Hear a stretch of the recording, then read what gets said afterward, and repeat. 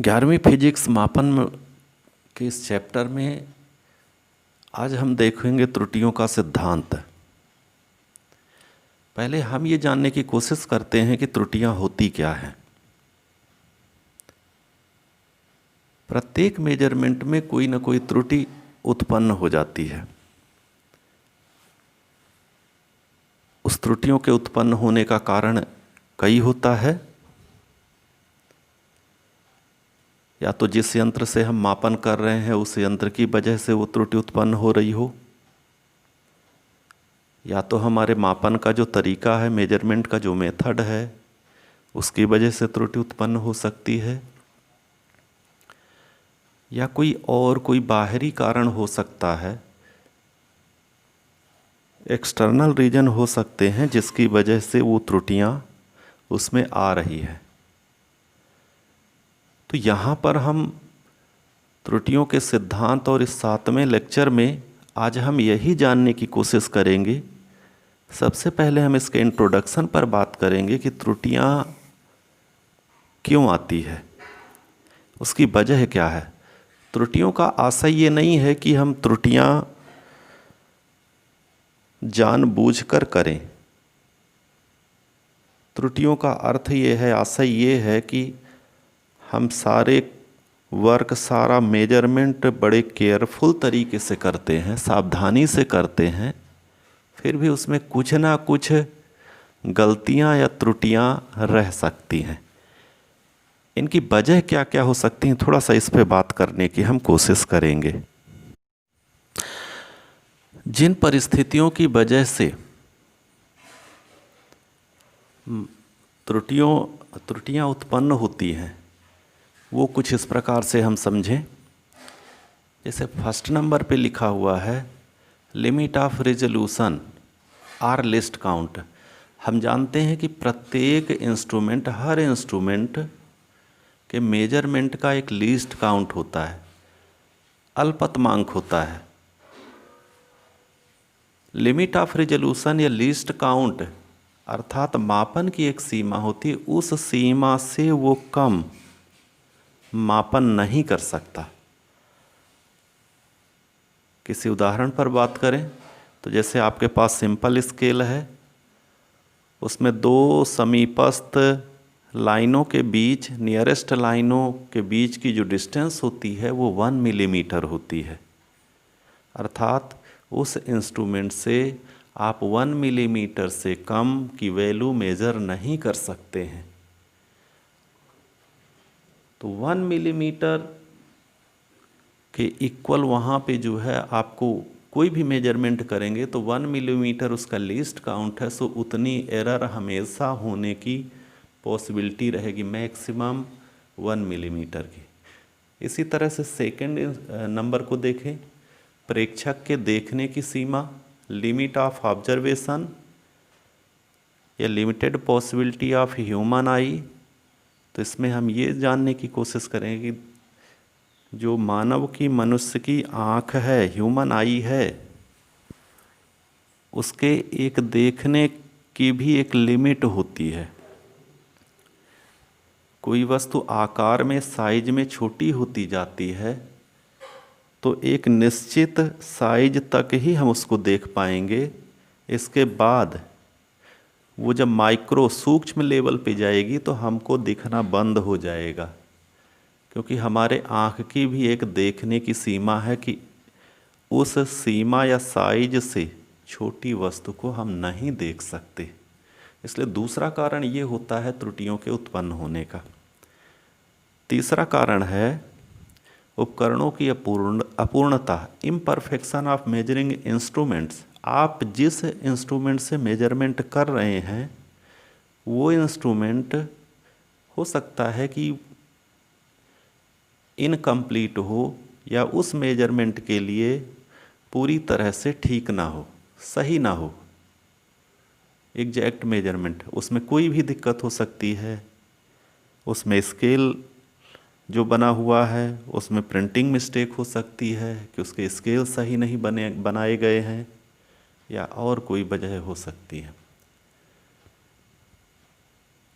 चौथी परिस्थिति होती है, चौथा कारण होता है बाहर की परिस्थितियाँ। हम जिस वातावरण में मेजरमेंट कर रहे हैं, जिस एटमॉस्फेयर में मेजरमेंट का काम कर रहे हैं, उस एटमॉस्फेयर की वजह से कुछ ना कुछ चेंजिंग आते हैं।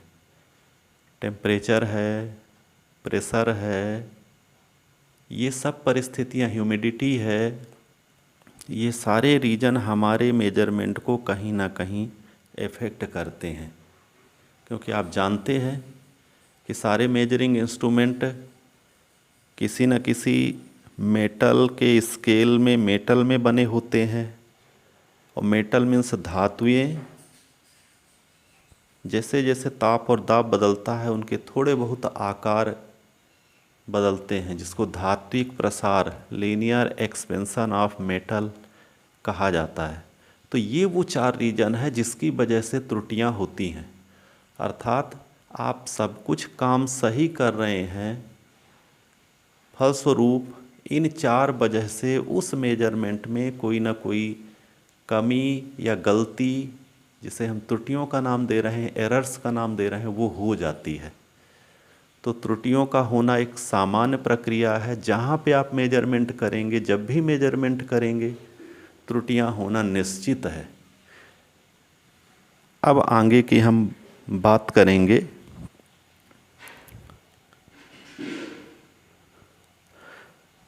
त्रुटियों को जानने से पहले हमें सिग्निफिकेंट फिगर्स को जानना जरूरी है। सार्थक अंक क्या होते हैं, तो हम इस पे बात करेंगे। यहाँ हम यथार्थता और परिशुद्धता को समझेंगे। किसी मापन का मान यथार्थ तब कहा जाता है जब उसके सभी प्रेक्षित मान वास्तविक मान के समीप हों। प्रेक्षित मान मतलब जो आप ज्ञात कर रहे हैं, जो आप मेजरमेंट ले रहे हैं, वो मेजर्ड वैल्यू, प्रेक्षित मान या मापित मान, यदि वास्तविक मान के, एक्चुअल वैल्यू के जितना पास होगा, जितना समीप होगा, उससे मापन की यथार्थता उतनी ही ज़्यादा होगी। ठीक इसी प्रकार परिशुद्धता में हम देखें, परिशुद्धता में प्रेक्षित मान को यथार्थ मान के समीप होने की आवश्यकता नहीं है। इसमें केवल प्रेक्षित मान ही एक दूसरे के समीप हों तो मापन में उतनी ही ज़्यादा परिशुद्धता कही जाती है। थोड़ी देर के लिए हम एक एग्जाम्पल लें। ये एक टारगेट है, आपको इस बिंदु पर निशाना लगाना है, इतने के अंदर यहाँ पे आपका निशाना लगाना है। और आप जो निशाना लगाते हैं वो यहाँ, यहाँ, यहाँ और यहाँ लगता है, माने इस टारगेट के आसपास ही है। तो जितना इस टारगेट के आसपास आपके मान होंगे, प्रेक्षण आपका उतना ही ज़्यादा यथार्थ होगा, क्योंकि आपको यहाँ टारगेट ये पॉइंट है और लगभग आप इसी पॉइंट के आसपास है। जितने पास में होंगे, ये आपका यहाँ पे निशाना जो लगाया गया है, टारगेट जो लिया गया है, उसके पास यदि आप पहुँचते हैं तो प्रेक्षण में यथार्थता कही जाती है। लेकिन इसी उदाहरण को यदि हम इसमें समझें, ये आपका बीच का टारगेट पॉइंट है, यहाँ पे आपको निशाना लगाना है, शूट करना है, और आपके सारे पॉइंट्स यहाँ शूट होने के बाद मिलते हैं इस तरह से, जो कि टारगेट पॉइंट जो हमको दिया गया है उससे ज़्यादा दूर है। ठीक, लेकिन ज़्यादा दूर होने के बाद इनमें अच्छाई ये है कि ये एक दूसरे के अत्यंत समीप हैं। जहाँ भी हैं टारगेट से तो दूर हैं, लेकिन ये एक दूसरे के समीप हैं। तो ये जो है, ये परिशुद्धता को दर्शाता है, प्रिसिजन को दर्शाता है।